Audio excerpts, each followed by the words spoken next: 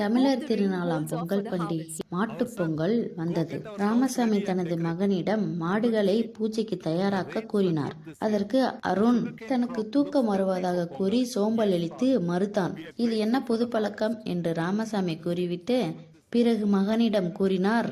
தூங்குக தூங்கி செயற்பால தூங்கற்க தூங்காது செய்யும் வினை மற்றும் நெடுநீர் மறவி மடித்துயில் நான்கும் கெடுநீரார் காமக்கலன் என்று திருக்குறளை உரைத்து அதற்கான விளக்கத்தையும் கூறினார். மெல்ல செய்ய வேண்டிய செயலை மெல்ல செய்தல் வேண்டும், விரைவில் செய்ய வேண்டிய வேலையை விரைவில் செய்த வேண்டும். காலம் நீடித்து செய்யும் இயல்பு, மறதி, சோம்பல், உறக்கம் ஆகிய நான்கும் அழிந்து போகிறவர் விரும்பி ஏறும் மரக்கலன் என்றார்.